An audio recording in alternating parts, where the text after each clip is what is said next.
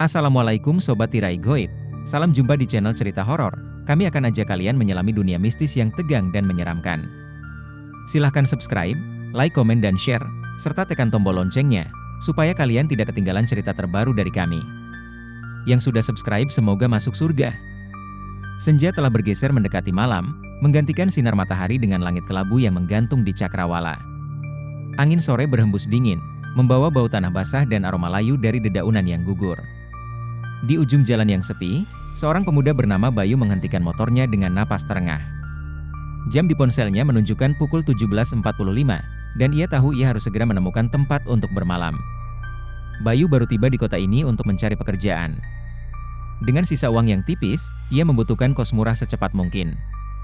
Tadi siang, seorang lelaki tua yang ia temui di warung kecil memberitahu tentang sebuah rumah kos yang murah. Murah banget, nak. Dekat kuburan tua, tapi nggak masalah kan? Katanya sambil tersenyum simpul, dengan mata yang entah mengapa terasa aneh bagi Bayu. Kini, Bayu berdiri di depan rumah yang dimaksud. Bangunan itu menjulang di tengah jalan sempit yang sunyi. Sebuah rumah besar, tua, dan terlihat tak terawat. Catnya mengelupas, dan jendelanya tampak kusam. Akar pohon beringin besar di halaman samping menjuntai seperti ular yang hendak memeluk siapapun yang mendekat. Bayu menelan ludah. Mungkin murah karena usianya yang tua, pikirnya, mencoba menghibur diri. Ia mengetuk pintu kayu yang terlihat rapuh. Tidak ada jawaban. Ketukan kedua, lalu ketiga, barulah terdengar suara derit langkah. Pintu terbuka perlahan, memperlihatkan seorang wanita tua. Wajahnya pucat, dengan kerutan dalam di sekitar matanya. Senyum tipis menyambut Bayu, namun tak mampu menghapus rasa dingin yang merambat di punggungnya. "Selamat sore, nak." Mencari kos? Suara wanita itu lirih, seakan datang dari kejauhan. "Iya, Bu." "Apa masih ada kamar kosong?" tanya Bayu mencoba terdengar sopan, meski perasaannya mulai tidak nyaman. "Oh, ada." "Mari masuk." Wanita itu melangkah mundur, membiarkan Bayu masuk. Di dalam, suasana lebih suram daripada yang ia bayangkan. Lorong gelap dengan lampu remang-remang mengarah ke sebuah ruang tamu berdebu. Bau apek menyeruak, bercampur dengan aroma dupa yang membakar hidung. "Kau bisa pilih kamar di lantai atas, nak. Hanya ada satu penghuni lain di sini, tapi dia jarang keluar kamar," ucap wanita itu sambil tersenyum. Bayu mengangguk, walau bulu kuduknya berdiri. Ia menaiki tangga yang berderit, lantainya seolah rapuh di bawah langkahnya. Setiap langkah terasa seperti panggilan dari sesuatu yang tak kasat mata. Kamar yang diberikan berada di ujung koridor. Ketika Bayu membuka pintunya, ruangan itu tampak biasa saja, meski terasa dingin dan lembab.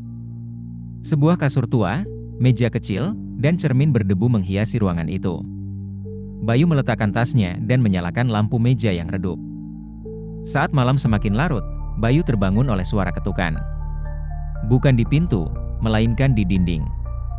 Tok, tok, tok. 3 ketukan, berhenti sebentar, lalu terdengar lagi. Bayu menajamkan telinga. Mungkinkah penghuni lain yang disebut wanita tua tadi? "Halo? Siapa di sana?" tanyanya, tapi tak ada jawaban. Ketukan berhenti seketika. Penasaran, Bayu membuka pintu dan mengintip ke lorong. Kosong. Hanya lorong gelap yang membentang dengan deretan pintu tertutup. Namun, saat ia hendak menutup pintu, dari sudut matanya ia melihat sesuatu. Bayangan gelap berdiri di ujung lorong, menatap ke arahnya. Bayu menelan ludah. "Mungkin aku salah lihat," gumamnya, mencoba menenangkan diri.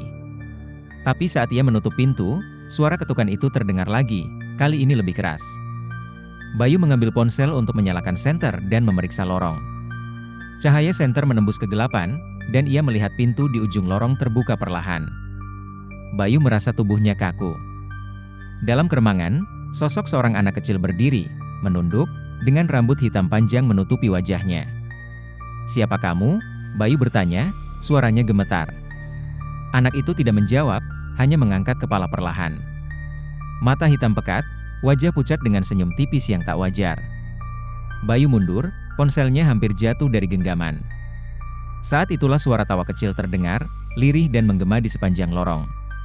Tawa itu berubah menjadi jeritan melengking, membuat telinga Bayu berdering. Bayu berlari masuk ke kamar, menutup pintu rapat-rapat, tapi suara itu terus mengikutinya. Keluar! Keluar dari sini, suara anak itu bergema di seluruh kamar. Lampu meja tiba-tiba padam, hanya menyisakan kegelapan pekat. Bayu merasakan sesuatu menarik kakinya dari bawah kasur. Dengan sekuat tenaga, Bayu berteriak dan meronta, tapi tarikan itu semakin kuat. Ia terseret perlahan ke bawah kasur, ke dalam kegelapan yang lebih dalam. Saat pagi tiba, kamar Bayu kosong. Tidak ada jejak keberadaannya, kecuali suara berbisik yang selalu terdengar di lorong. Satu lagi telah datang. Bayu memang menghilang malam itu, tetapi cerita tentang rumah kos tua tidak berakhir di sana. 2 hari setelah Bayu datang, seorang pemuda bernama Anton menyewa kamar yang sama. Dia tak tahu tentang Bayu, hanya diberitahu oleh Bu Mirah, pemilik kos, bahwa kamar itu baru kosong. Anton, seorang buruh pabrik yang baru pindah, langsung merasa rumah kos ini aneh.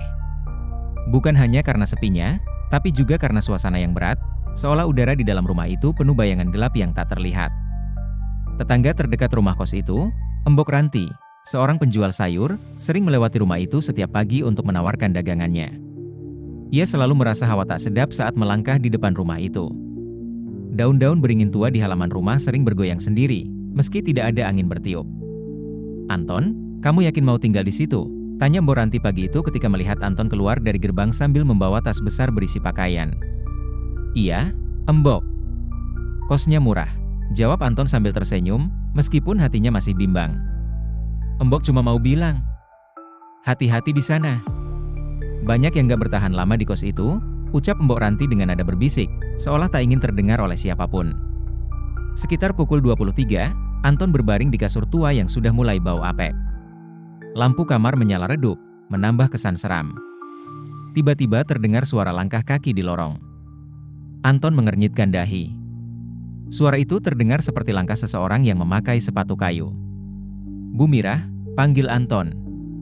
Tidak ada jawaban. Langkah kaki itu berhenti tepat di depan pintu kamarnya. Anton duduk di kasur, memperhatikan pintu yang tertutup rapat. Jantungnya berdegup kencang saat suara ketukan perlahan terdengar. "Tok! Tok! Tok!" Siapa di sana? Anton mencoba memberanikan diri. Tidak ada jawaban, tapi ketukan itu berubah menjadi dentuman keras. Tok, tok, tok, pintu berguncang seolah seseorang ingin mendobrak masuk. Anton berlari ke pintu, menguncinya dengan tangan gemetar. Tapi dentuman itu mendadak berhenti. Sunyi. Anton mengintip dari celah bawah pintu. Tidak ada siapapun. Tapi aroma amis, seperti bau darah segar, mulai memenuhi ruangan. Anton mundur perlahan, kakinya gemetar, dan tiba-tiba lampu di kamarnya padam. Dalam kegelapan, terdengar suara tawa kecil, suara seorang anak yang tertawa cekikikan. "Hihihi, kamu datang juga." Anton terjatuh, tubuhnya bergetar hebat. Tawa itu semakin keras, lalu berubah menjadi jeritan mengerikan yang menusuk telinga.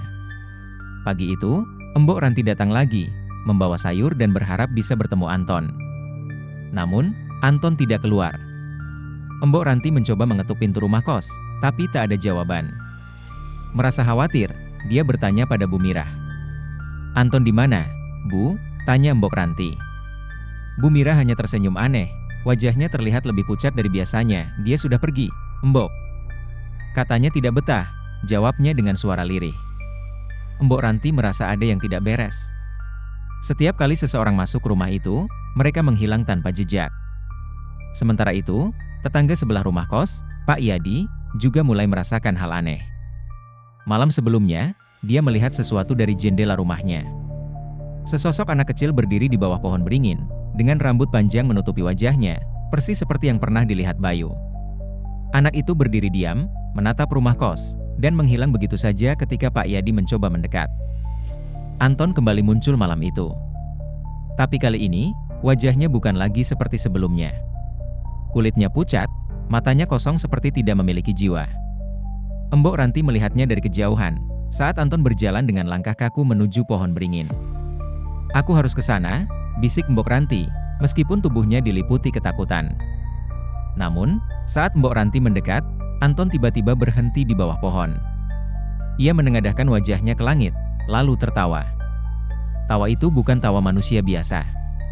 Itu tawa yang penuh kesakitan dan keputusasaan. "Anton, kamu kenapa?" teriak Mbok Ranti dengan suara bergetar. Anton menoleh, tetapi wajahnya bukan lagi wajah manusia. Matanya hitam pekat, bibirnya biru, dan senyumnya menyeramkan. "Kos ini telah memilihku," kata Anton, sebelum tubuhnya membeku, kemudian roboh seperti boneka tanpa nyawa. Mbok Ranti berteriak, lalu berlari meninggalkan rumah kos itu. Namun, saat ia berbalik untuk melihat lagi, rumah kos itu terlihat seperti berubah.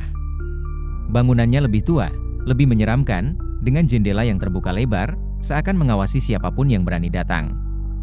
Seminggu kemudian, polisi datang untuk menyelidiki laporan warga tentang suara-suara aneh di rumah kos itu.